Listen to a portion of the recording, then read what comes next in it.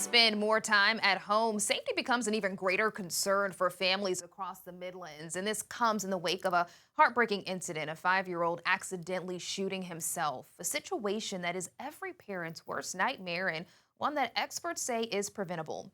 So this morning, we are talking about what families need to know right now when it comes to gun safety and protecting children. And joining us this morning is Investigator Jarvis Lessane to help us walk through safe storage, common risk, and how parents and guardians can take action before tragedy strikes. Thank you so much for joining Good us. morning. I appreciate it. Yes. Okay. So this is such an important topic to talk about. I want to start by laying the foundation of how do accidental shootings like this even happen in the first place? So sometimes accidental shooting happens is when firearms is left unsecure or it's located in a place that children can have access to it. So incidents like that, we always try to ask family, make sure their firearms is secure and lock up at all times. Absolutely. What are some of the biggest mistakes that you see adults make when it comes to storing or securing those firearms, especially when they have children at the home? So sometimes they leave the firearms in a place where it's not in a lockbox or it's in a reachable access where kids can just roam around the house and go to an area where they can pick up the firearms.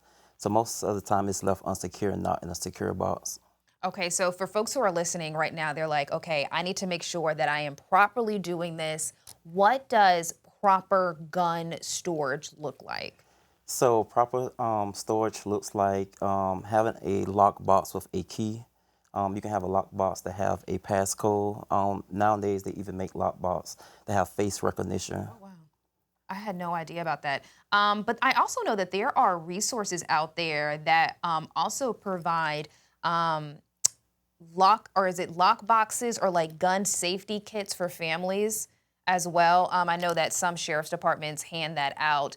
Now, what I'd love to also talk about is the difference between hiding a gun and securing a gun, because I know sometimes we hear people say, well, I hid the gun so that I was hoping the child wouldn't find it. But there's a big difference between hiding a gun and securing a gun in a safe space. Correct. So hiding a gun is like putting the gun under your mattress or putting it in your nightstand. Securing a gun is actually having it in a secure box in a not reachable area. So it's a big difference. Absolutely.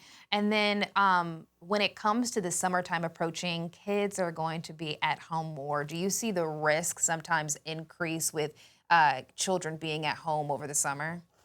Absolutely. During the summer times when the kids left home, of course, the parents is working, parents going on vacation, or the parents maybe going out just to hang out with family members. During those times, we ask parents to sign their kids up for like programs such as our summer camps that we offer at the Richland County Sheriff Department. It's a way to keep them from being home alone and having, being in a secure location where our deputies will be.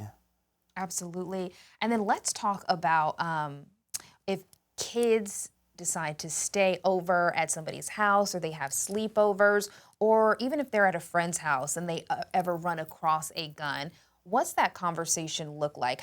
What should you tell a child to do if they ever do come across a gun? So we always try to tell our kids if they come across a gun, the first thing to do is not touch it and immediately tell a trusted adult.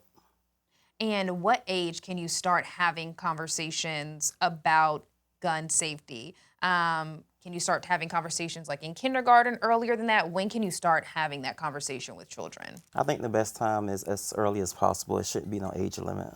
All right, so as early as possible.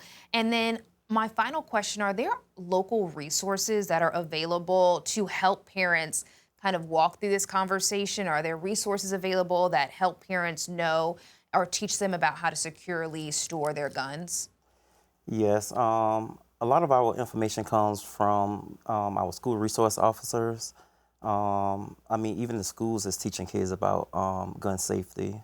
So there's a lot of resources out there, but the best ones is, our school resource officers. Absolutely. SROs are there to absolutely help and navigate and guide you through that process.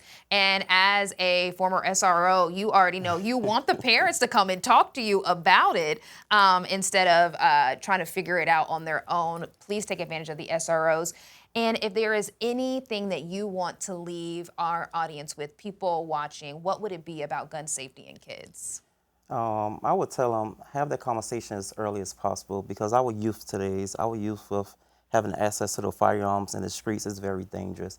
Have those conversations with the kids, and if you need resources, they can reach out to the Richland County Sheriff Department. We can help them with the information, especially our Youth Service Division.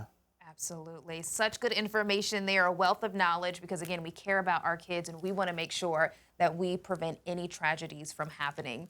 Now, we're going to put this interview on our website, WLTX.com, so you can reference back to it or send it to a friend that you know that has young kids as well, because again, this is a community effort. We'll be right back.